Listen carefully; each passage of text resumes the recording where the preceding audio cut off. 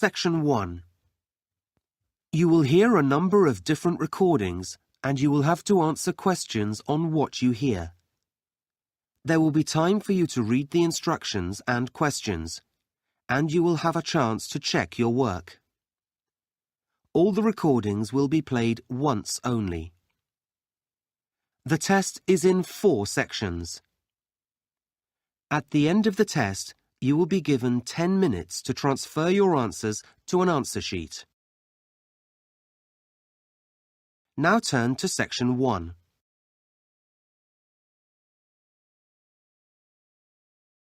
Section 1. You will hear a woman talking on the phone to a hotel receptionist. First, you have some time to look at questions 1 to 5.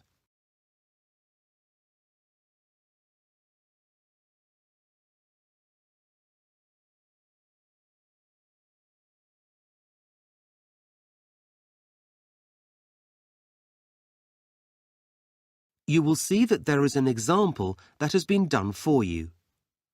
On this occasion only, the conversation relating to this will be played first.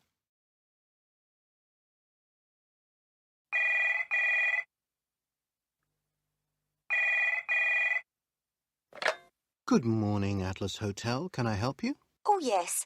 A friend has told me about your hotel, and I'd like to book some rooms, please. Okay, when would you like to stay here? Well, we've booked flights on the 23rd of August. Okay, I'll just find that date. The arrival date is the 23rd of August, so 23rd August has been written in the space. Now we shall begin. You should answer the questions as you listen, because you will not hear the recording a second time. Listen carefully and answer questions 1 to 5.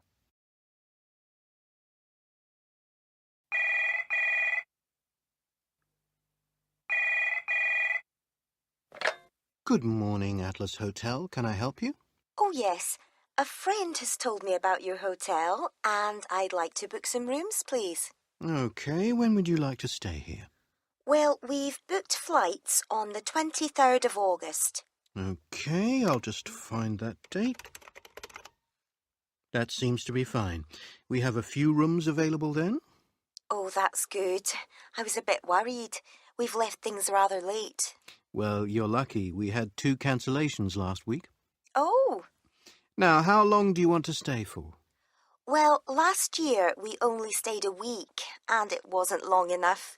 So this time we thought 2 weeks, if it's possible. That looks fine. Yes, you do need plenty of time here to really relax. It'll be getting towards the end of the tourist season as well, so it won't be quite so hot then. Oh, good. We've got 2 children, and I was wondering if you have any rooms that are next to each other. Let's see. I'm afraid that isn't possible, but we do have what we call a family room, which is a lot bigger than a double room and can take 2 adults and 2 children. Oh, that sounds perfect. Okay, I'll book you in for that. So, can I have your name and address, please? Yes, it's Mr. and Mrs. Shriver. Can you spell that for me? Yes, it's Shriver.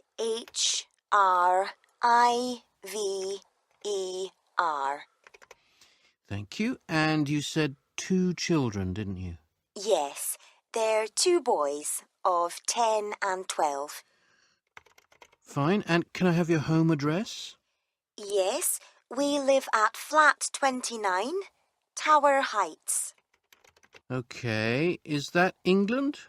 No, it's Scotland, actually. We're from Dunbar. The postcode's EH41 2GK. Okay, great. That's a country I'd really like to visit. You'd have to bring a lot of warm clothes. I know. And can I have a contact telephone number?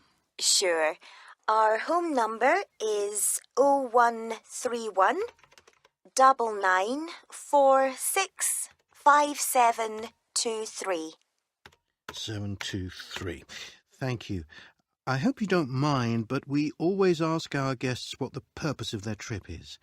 I'm guessing yours is a holiday? Yes, we're really looking forward to it. Before you hear the rest of the conversation, you have some time to look at questions 6 to 10.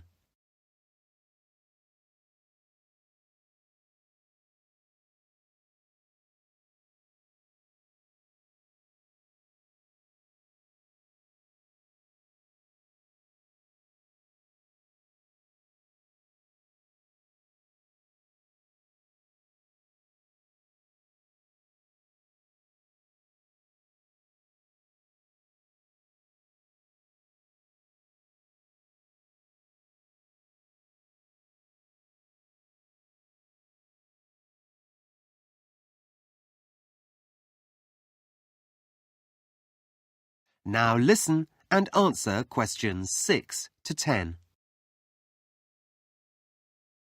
As you've been here before, I wonder if you'd mind answering a few short questions for our tourist board?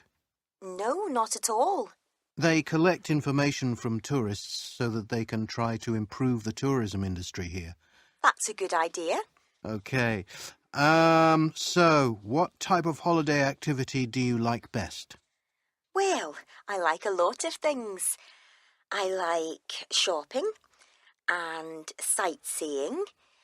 But I think as a family, we all enjoy swimming the most. Okay, and do you go to the beaches to do that? Well, sometimes we do. We also like to sit around the pool at the hotel. When you go to the beaches, what do you think of them? Well, they're a bit crowded. I know. But then you expect that in the holidays. The main thing is that they're very clean. That's why we come back. I'm glad to hear that. And you said you like shopping? Yes, it's fun.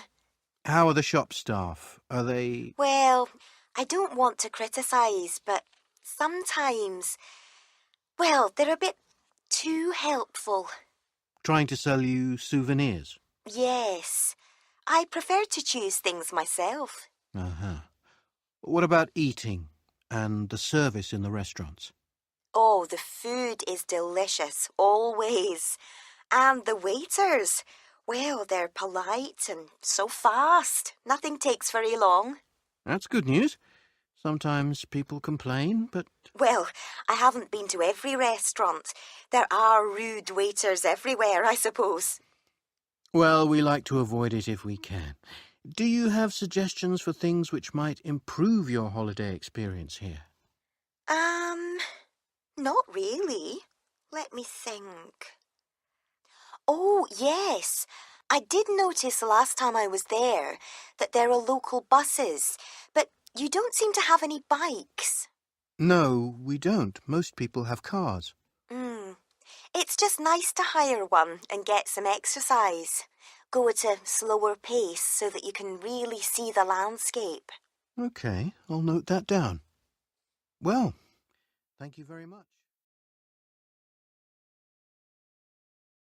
That is the end of section 1. You now have half a minute to check your answers.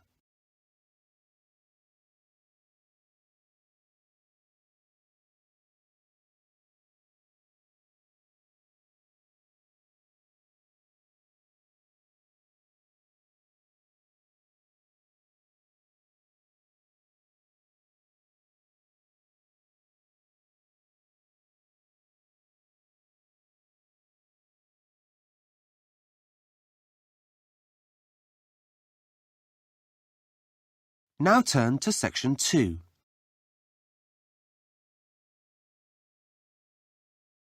Section 2. You will hear someone talking about a wildlife park. Before you listen, you have some time to look at questions 11 to 15.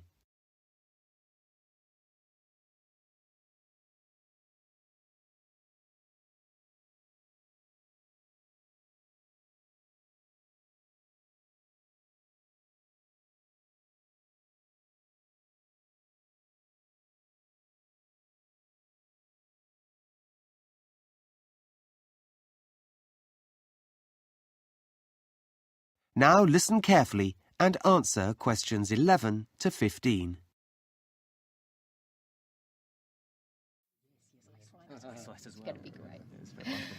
Good morning, everyone.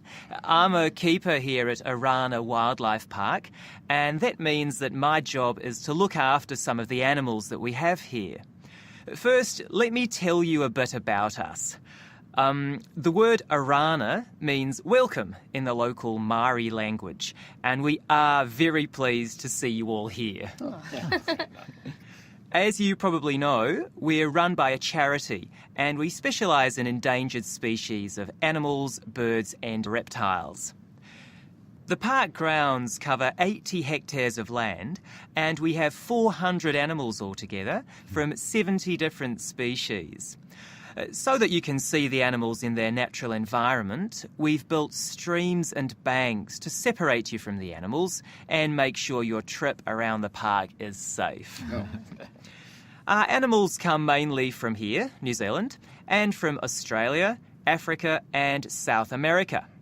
There are a lot of animals to see and quite a number of things you can do here, so let me tell you about a few of the exciting encounters before you decide where to go. One of our most popular animals is a type of giraffe called a Rothschild. It's easy to spot. It has 3 horns rather than the usual 2. Giraffes are amazing animals close up, and you have an opportunity to hand feed them here at the park at 12 noon or 3 in the afternoon. This is one of the most popular activities and will be one that you'll never forget. In fact, we believe hands-on education is very important, so you can touch or pat a variety of friendly animals, such as cows and goats, at the farmyard. This experience goes on all day and is designed to help children take an interest in animals and their environment. I can assure you it's not at all dangerous. Another exciting activity for visitors is watching some of our big cats reach speeds of up to 70 kilometres per hour during their exercise run. The cheetah is the fastest land mammal, and this event takes place at 3:40 every day. You can watch them go down their paddock in under 30 seconds.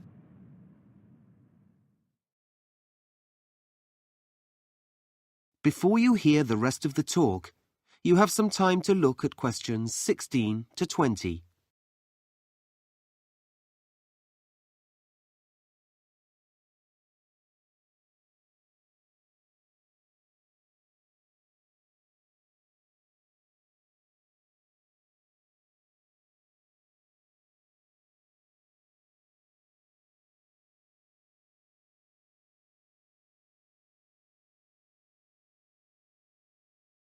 Now listen and answer questions 16 to 20.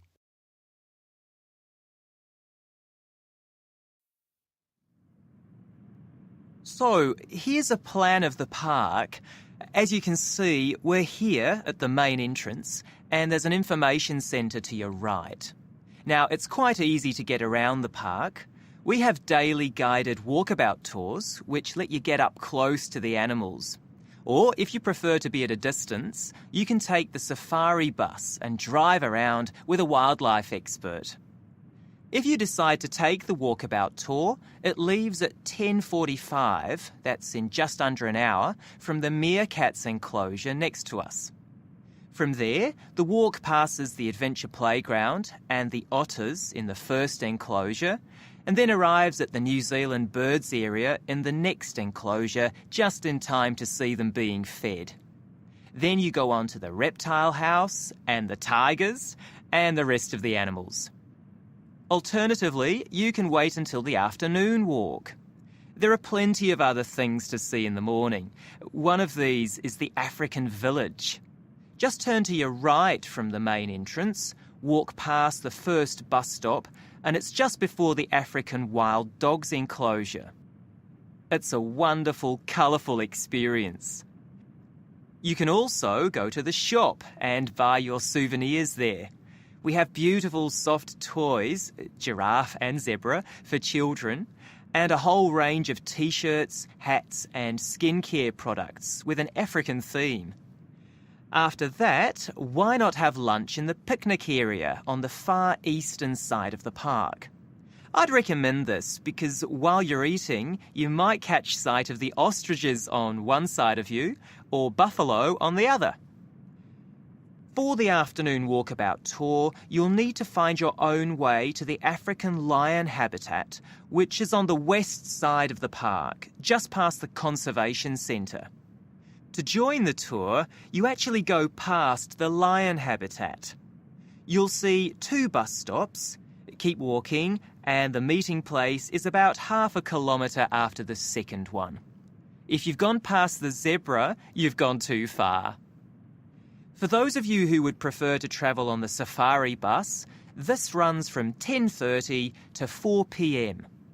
There are stations throughout the park, but the first one is at Jomo's Cafe, which is directly opposite where we're standing. Go straight ahead and it's just in front of the giraffes. There are various feeding times for the animals and the bus stops in time for all of these. So, let me just give you some safety guidelines. That is the end of section 2. You now have half a minute to check your answers.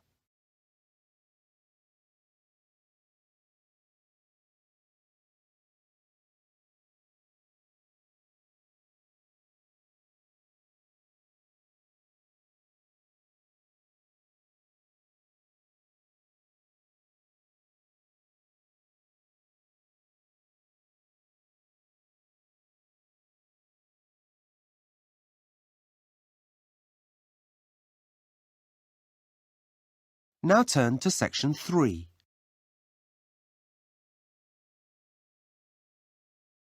Section 3. You will hear 2 students giving the results of a survey they conducted. First, you have some time to look at questions 21 to 25.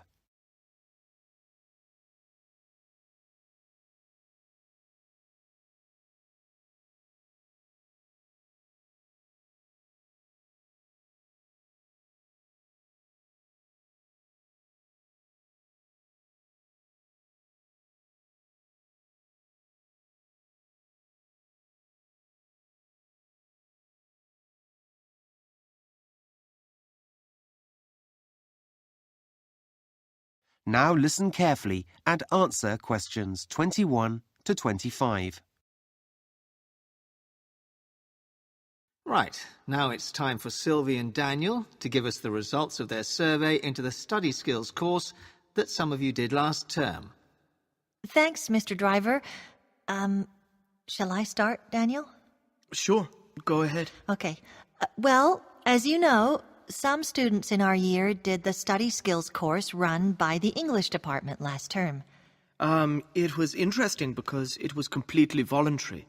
It wasn't a compulsory component of the exam course or anything that we need in that way. But Mr. Driver thought it would be a good idea, that it would help with our other work. Yeah. So after the course finished, Daniel and I decided to review it, ask students what they thought about it, as part of our education assignment. Yeah.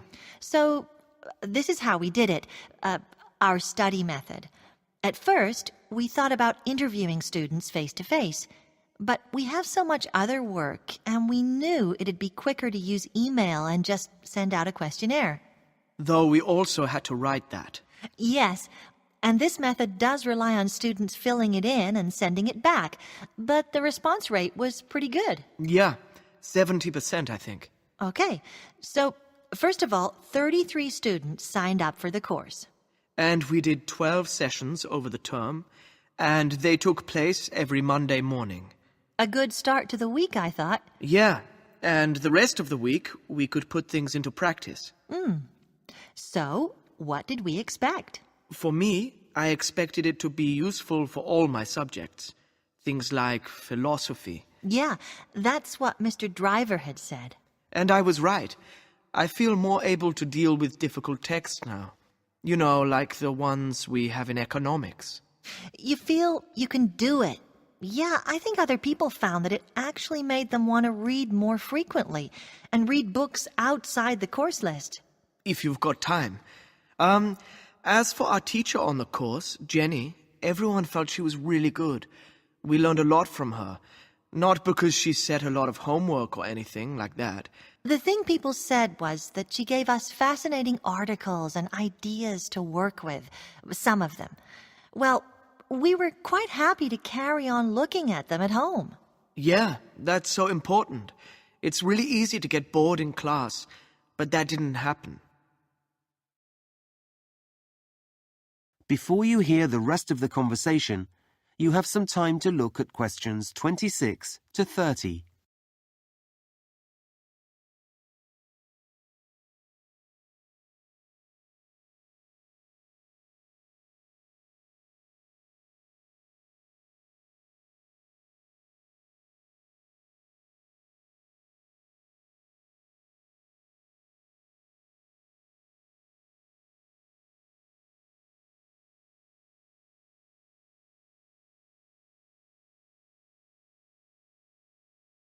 Now listen and answer questions 26 to 30.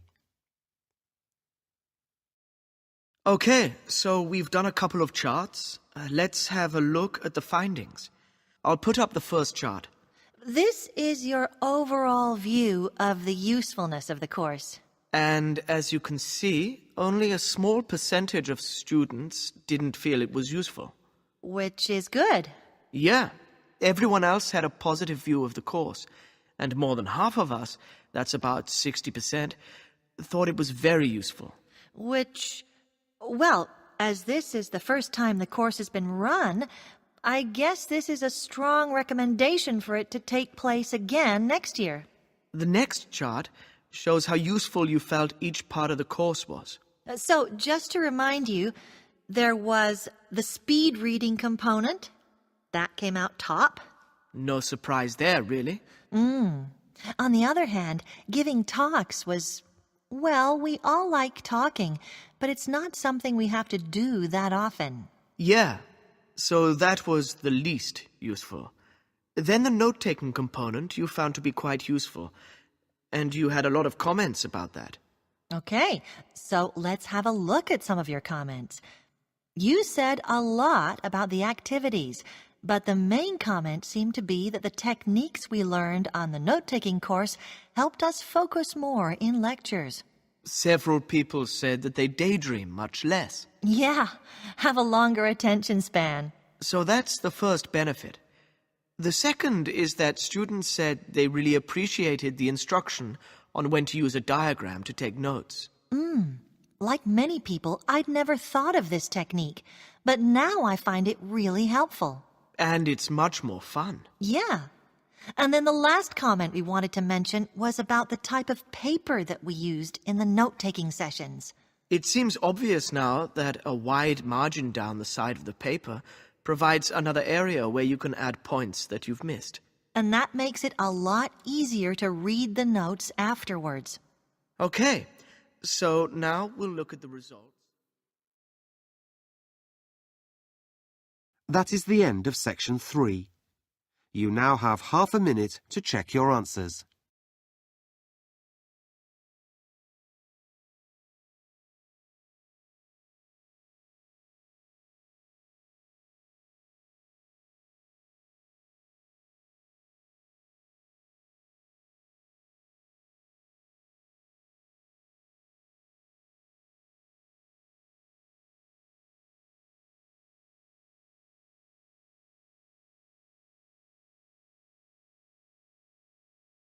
Now turn to section 4.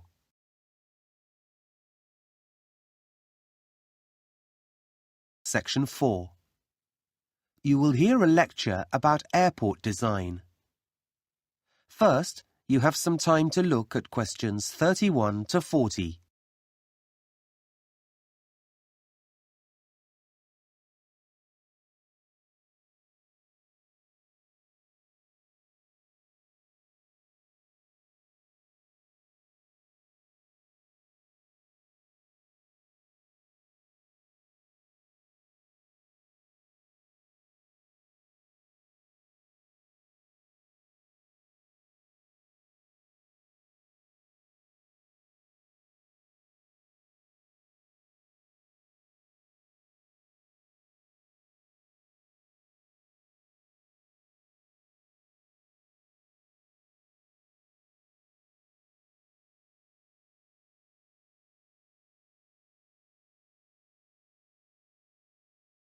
Now listen carefully and answer questions 31 to 40.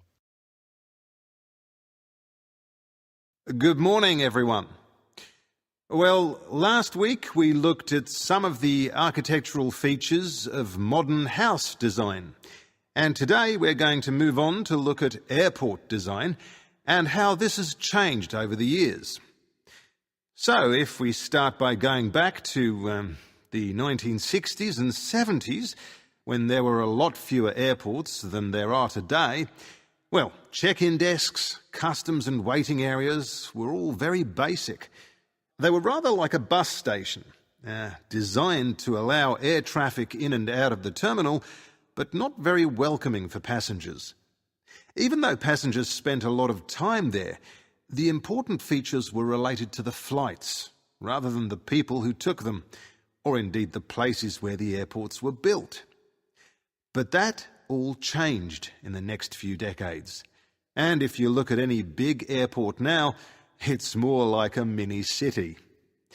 It combines a transport centre with a mall full of shops and facilities designed to make passengers feel more comfortable.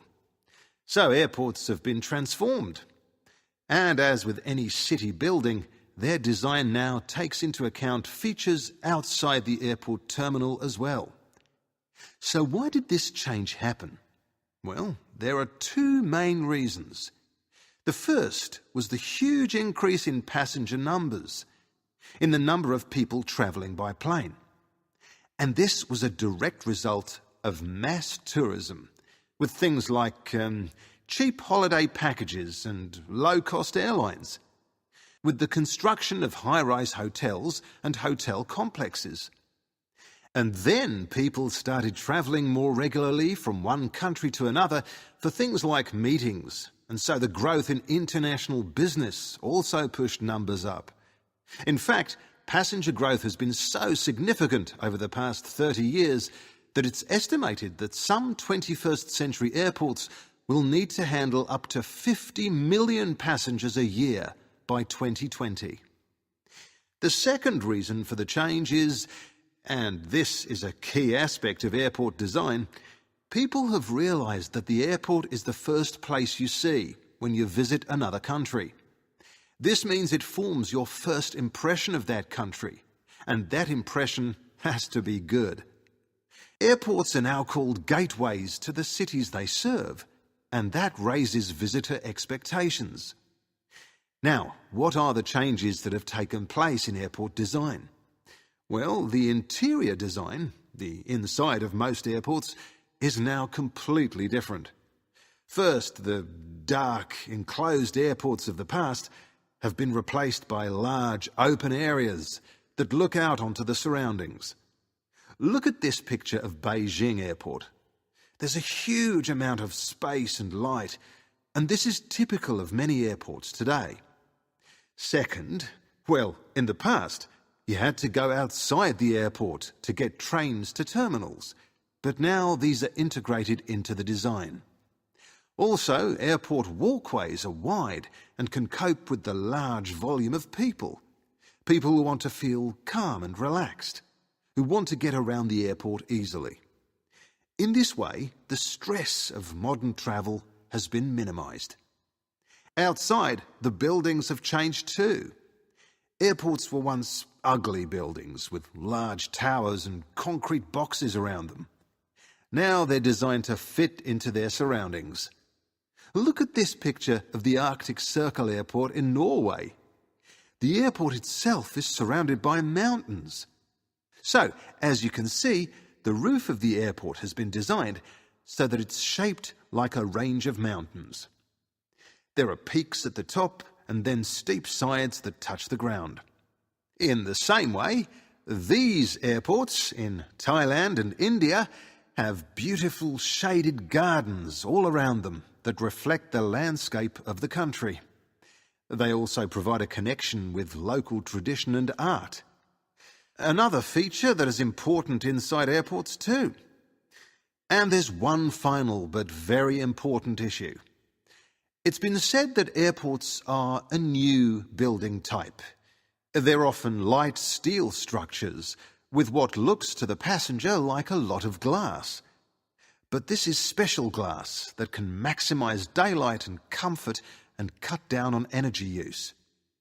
Bangkok's main airport is flooded with controlled daylight in a tropical climate, and this is achieved through the use of new materials and modern technology, which have also allowed engineers to come up with methods of reducing costs. So, let's take a closer look at some of these. That is the end of section 4.